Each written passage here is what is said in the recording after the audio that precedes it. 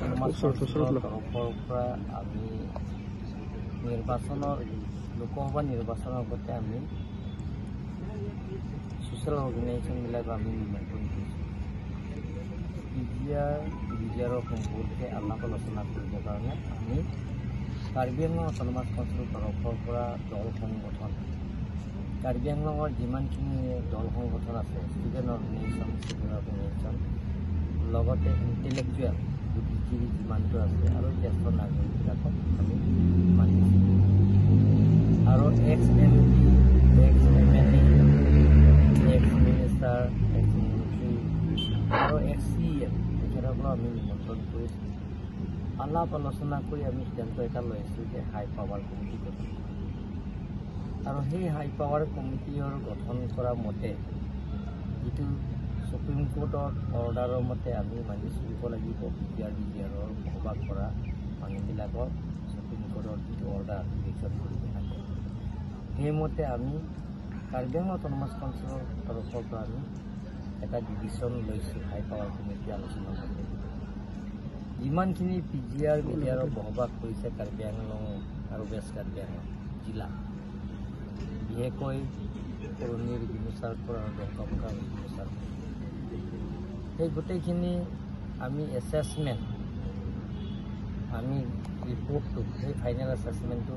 তেওঁলোকৰ পৰা আমি বিচাৰিছোঁ চাৰ্কো অফিচাৰৰ পৰা চাৰ্কো অফিচাৰৰ পৰা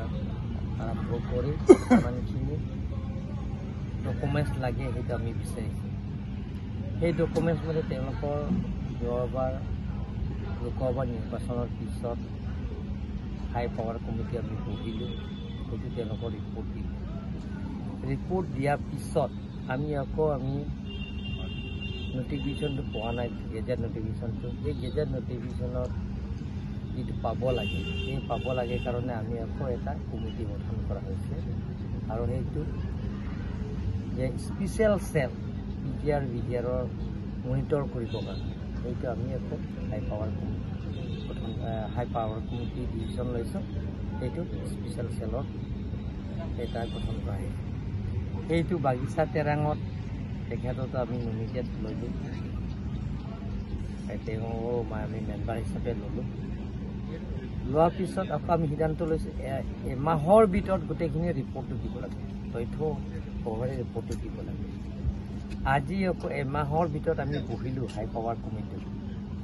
ইয়াত হাই পাৱাৰ কমিটি মেম্বাৰ আছে ডক্টৰ জয়ন্ত ৰংপি আৰু আমাৰ সাংসদ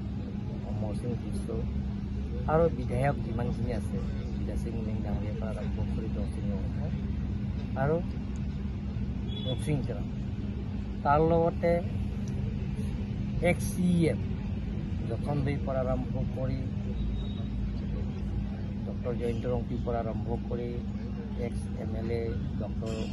ধম সিং তেৰণ সকলোকে আছে মেম্বাৰবিলাক ইমান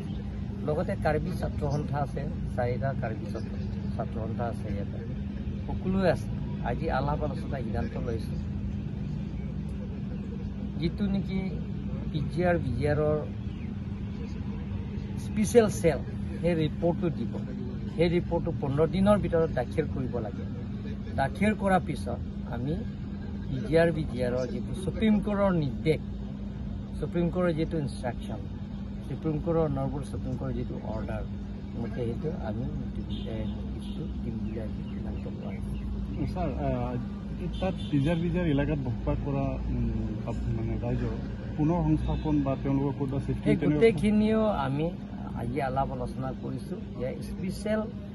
কমিটি যিটো special cell Karbi Anglong autonomous কাউন্সিলৰ পৰা আমি গঠন কৰিছোঁ আৰু হাই পাৱাৰ কমিটিটো এপ্ৰুভেল দিয়া হৈছে সেই হাই পাৱাৰ কমিটি এপ্ৰুভেল দিয়াৰ পিছত যে স্পেচিয়েল চেল যিটো কাৰ্বি আংলং অট'নমাছ কাউন্সিলৰ আণ্ডাৰত থাকিব সেই গোটেইখিনি তেওঁলোকৰ ৰিপৰ্ট দিয়াৰ পিছত সেইটো আকৌ আমি সেইটো চিন্তা চৰ্চা কৰিম